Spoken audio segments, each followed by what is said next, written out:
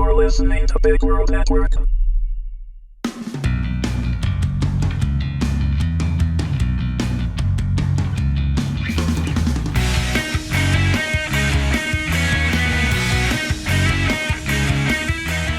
Just Kill Me, Episode 1, My Awakening, written by Wendy Herman, read by Wendy Herman. If I've learned anything from my life thus far, it is this. No matter how much you plan, you can't prepare yourself for everything. I was a planner. No, I was a control freak, bordering on obsessive-compulsive disorder. My life was perfectly ordered and perfectly unfulfilling. I can trace the unraveling of my immaculately knitted existence to one day and one specific and potentially devastating event. The day was a repeat, a regurgitation of the previous 5,000 or so days since I had had my first child almost 15 years before, until it wasn't. I sat at the computer, which was located on a small built-in desk, just off my spacious gourmet kitchen, with my back to the rest of the house.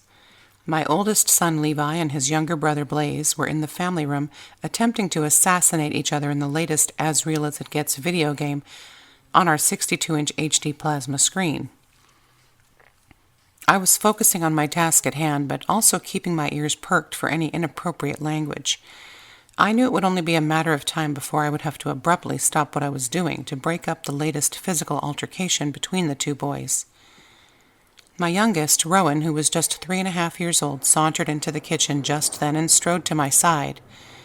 He held up a quarter, and my ears heard him say, "Mommy, I'm pretending this is gum." But my brain only half registered the meaning.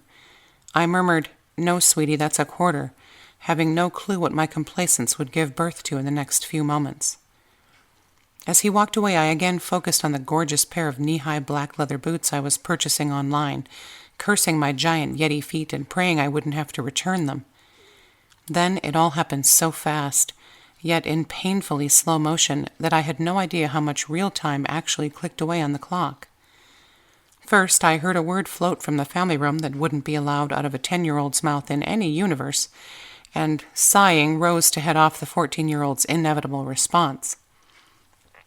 As I turned, not wanting to disengage my eyes from those awesome boots, I noticed Rowan returning, but this time with both hands clutched around his throat. His lips were already turning blue. To say I panicked would be an understatement. I think I screamed, because the other two were in the room in a microsecond, running to me with frightened looks on their faces. When he realized Rowan was choking, Blaze immediately began to sob hysterically, yet froze in place.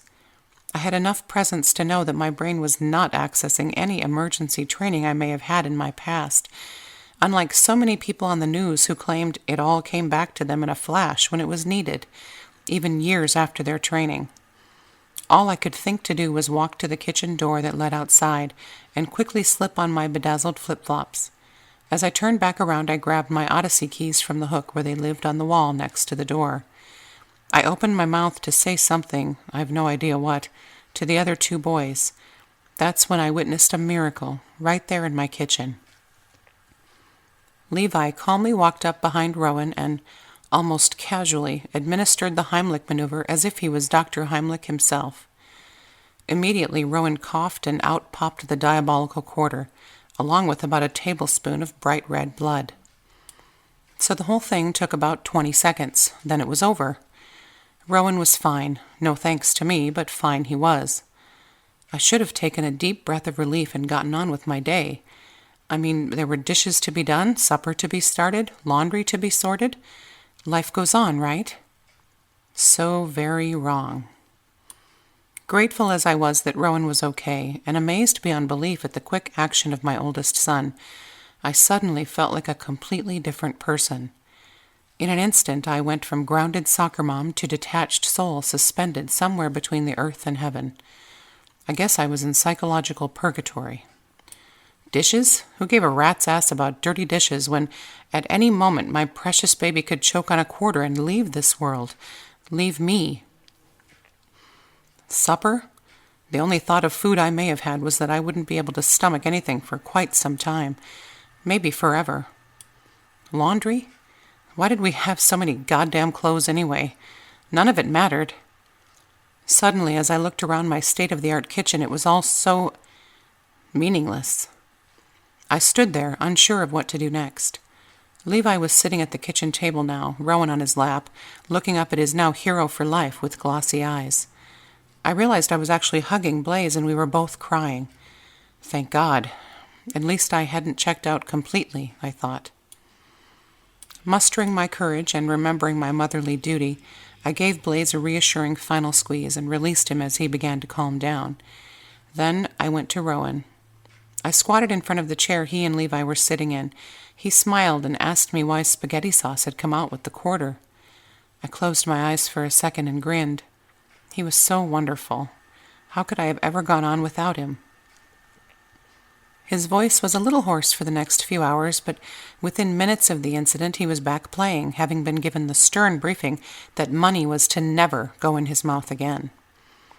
Life seemed to return to normal for the boys almost immediately, but not for me. Even my husband, Trevor, who had been given 4 versions of the choking before he had even set both feet in the door that evening, was just thrilled that it all turned out okay, commended Levi for his instinctual reaction, then asked what was for supper. I told myself to just give it some time. It was a traumatic event, and it was understandable that I would feel out of sorts for a while. But it didn't get better. In fact, it seemed to get worse over the next few days. The feeling that I had been living in a naive fog up until the quarter, that blasted quarter, had shocked me out of my hazy world. That world where the most important thing was a pair of stupid black leather boots. Boots that had never been ordered. Boots that would forever remind me of the less than half a minute when I almost lost my son. In this new sharp world I now lived, every emotion was like an overwhelming wave that made me dizzy and blurred my vision. I was functioning, but I was different. Only my closest friend noticed. It had been 6 days since the evil quarter had almost taken my son, and Trevor and I were in the car headed for our favorite restaurant. We were meeting our oldest and dearest friend, Tyler Ripley, and his latest version of Miss Right Now, for our standard weekly catch-up session. Rip, as we had always called him, was an FBI agent, so naturally his stories since our last get-together would be much more riveting than our humdrum family life, though he couldn't even tell us the real exciting parts because they were classified. I had no intention of mentioning the quarter, as I was harboring a lot of shame for my lack of action, an apparent instinctual void, and I had told my husband as much. He was fine with it, especially since he had completely forgotten about it until I asked him in the car not to bring it up. We arrived at the restaurant, and Rip and his companion were there, an already open bottle of wine next to the table. As we approached them, Rip stood to shake Trevor's hand. These 2 men were not the hugging type, even after 20 years of close friendship, and gave me the usual enthusiastic bear hug. He introduced us to his current sex partner, Elisa, and it didn't take us long to realize her English was minimal and entirely insufficient to carry on any kind of conversation. Of course, Rip translated for her every so often, as he was fluent in several languages, her native Russian being one of them. But eventually she became a fourth wheel and found companionship in her glass of wine, which she refilled several times throughout the evening. Any other night I would have felt sorry for her and made a concerted effort to include her in this close-knit circle of friends. But I was on a mission tonight, and it didn't involve charity work. I had hoped this night would restore my once simple, happy outlook. After all, it was a staple of my old life. This weekly event represented the wooden posts, buried deep in the ground, of the ever-growing fence of my well-ordered and predictable existence. Slat after identical slat. Sitting there listening to Rip talk about his latest case, using Jane Doe and other generic terms so as not to violate any FBI regulations, was the key. I was determined to go back into the Matrix. This new reality was too raw and frankly very distracting. For example, I had forgotten to put on the new earrings that I'd bought to go with the specific outfit I was wearing, and didn't notice until I checked my face in the entryway mirror of the restaurant. How could I have forgotten? I never forget to accessorize. Never. As I sat there with exaggerated interest in my eyes at every word that left Rip's mouth, he suddenly stopped talking and stared at me for a moment. I glanced at Trevor, then at Elisa, who was managing enough English to order another bottle of wine from the incredibly attentive waiter. But Rip continued to stare into my soul. "What?" I finally asked innocently. "What's wrong with you, Freya?" he accused. How the hell did he do that? "Nothing," I responded, afraid that if I said more I would explode, and all these new piercing emotions would shoot out of me, killing everyone in the restaurant, or worse, making me sound like a crazy person. "Okay," he said, not buying it for a minute. "Are you pregnant?" "What?" I exclaimed. "Pregnant? Really? What are we now, best girlfriends?" He cocked his head and continued to read my eyes, which I was sure were revealing everything. "What's going on? Something is different about you." We were all silent for a moment when Trevor, apparently forgetting my instruction in the car earlier, piped in. "Well, we did almost go from zone defense to man-on-man a few days ago." "Really? What happened?" Rip had immediately gotten the joke, as he had strongly advised us against having a third child years before by using the same analogy. Apparently the 2 kids we already had were severely hindering his social life. I decided to try to feign indifference. It was nothing.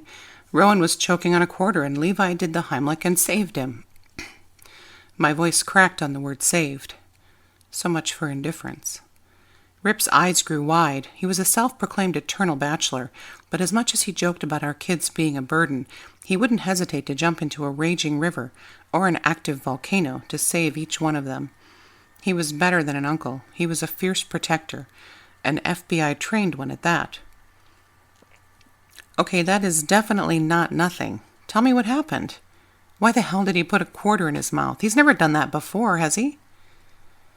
So I began to tell the story, and try as I might, I could not keep my obvious disdain toward my own reaction to the choking from showing.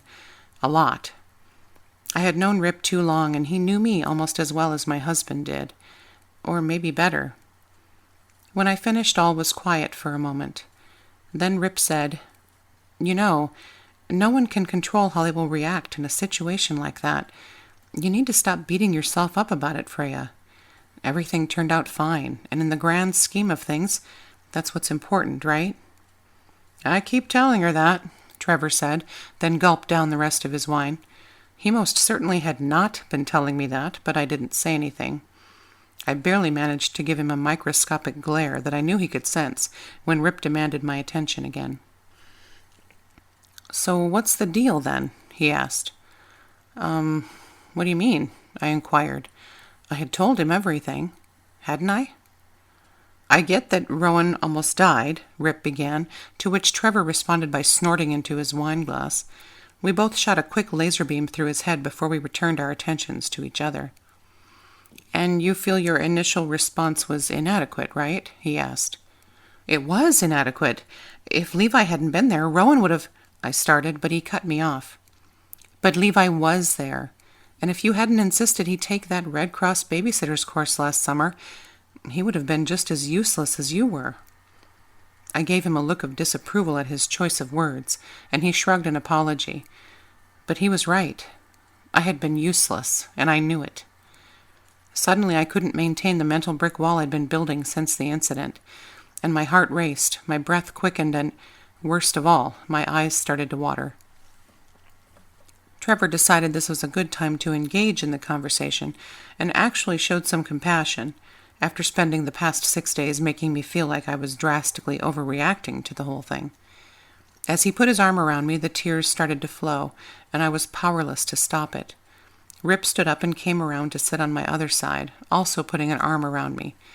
My 2 favorite men, adult men anyway, were giving me their undivided attention at the same time, and I couldn't even allow myself to bask in it. I was in such a selfish place. All I could think of was how that damn quarter had ruined everything. I didn't blame Rowan. That wasn't it at all. I had always loved my children unconditionally, but now, the love hurt. What the hell was wrong with me?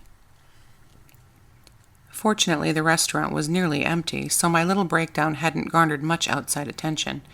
The waiter brought me a clean napkin to wipe my eyes, and I smiled at him reassuringly. That was about the time we all noticed Elisa had moved to a small corner table where two young businessmen were dining, and they seemed to be enjoying her rather inebriated company. She was a looker, but how they were communicating I had no idea. Then I watched her move to sit on one of the men's laps, and the two men laughed. I guess it had been a while since I had communicated with my body parts. I really needed to get out more. Rip proved his undying friendship by barely noticing Elisa's defection, and took the napkin from me after I wiped my tears. He was a good friend. Trevor wrapped both his arms around me and gave me a squeeze. I don't know why you've been stressing about this so much. You're a great mother. I know he was trying to help, but it just made me feel worse, if that was even possible. Yes, apparently it was, I realized. I looked into his eyes and smiled as convincingly as I could. Not concerning myself with whether or not he bought my false happiness, I wiggled out of his embrace and stood. I'm fine, really. I just needed to release all that, I guess. I'm going to the restroom to check my face. Be right back, okay? Both men nodded, but Rip watched me until I turned the corner, while my husband finished his steak. Rip was on to me, I was sure of it, although I didn't even know what there was to be onto yet. Standing in the restroom, I stared at myself in the mirror. My waterproof mascara had proved worth the money, but my eyes were still rather puffy. I wasn't sure what to do, so I stood there, trying to read the reflection of my own eyes, demanding they tell me what was going on. Why was this happening to me? Was I having a nervous breakdown? If so, why? I was a very stable person normally. Well, I was. Wasn't I? Just then an older woman entered the restroom and snapped me out of my self-interrogation. I leaned down and turned on the sink, pretending I had been doing what one usually goes to the restroom to do. I washed my hands, soap and everything. The woman quickly used the facilities, although I heard no telltale sounds, and re-emerged, claiming the sink next to mine. She caught my puffy eyes in the mirror and smiled sadly. "Having a bit of a rough patch?" she asked, genuine concern in her inquiry. "Just life, I guess. Normal family drama, you know." Where had I pulled that lame response out of? Well, we were in the bathroom, so I guess it was appropriate that I was now talking out of my ass. "Those two good-looking men out there sure seem to adore you, so it can't be too bad," she observed. "They are great," I replied. Why in the hell was I still standing there talking to a complete stranger? I told myself to dry my hands, smile at the nice, although a bit nosy, woman and leave. I retrieved a scratchy brown towel from the dispenser on the wall and began drying my hands, but my feet wouldn't move. Something was keeping me there, goading me to confide in this sweet old lady. She was taking her time washing her hands. She wanted to talk too. I could feel it. I have 3 kids, all boys, lots of drama, always someone sick or getting hurt. I trailed off, not sure how to keep this odd encounter going, but I desperately wanted to. "Did one of your boys get hurt?" she asked, picking up where I had left off. She was good. "Oh, no, not really," I responded. "My little one had a slight choking incident earlier this week, but he's just fine." "Young children are always putting things in their mouths, aren't they?" she mused. "Why, my son used to fill his mouth with small rocks, scared me to death every time. But he kept doing it, and he never choked, praise God. He grew out of it pretty quick. Yours will too." I felt the need to elaborate. "Actually, he's never done anything like this before. None of my boys have. It was the first time, and I chickened out right there. I couldn't do it. I couldn't tell someone I had just met in a public restroom that I felt as if my old life was right in front of me, in the mirror. But I couldn't touch it, not really. And I could never, ever go back to it. It was like I was feeling, really feeling, for the first time, and I didn't think I liked it." That was when she finished drying her hands. I hadn't remembered her turning off the water, but it was off, and turned to me. "Invigorating, wasn't it?" she asked. What? Had she been listening to anything I said? "You thought he was going to die right there in front of you, but he didn't. You'd never felt more alive, and now you can't get rid of that feeling." She was inches from my face now, her eyes intense as she spoke, as if it was imperative I didn't miss a word. "What feeling?"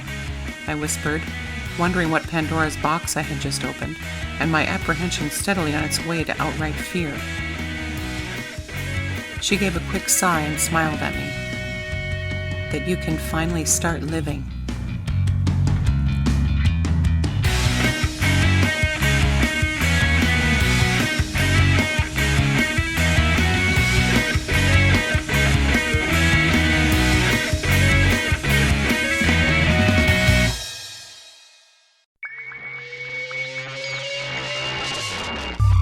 You're listening to Big World Network.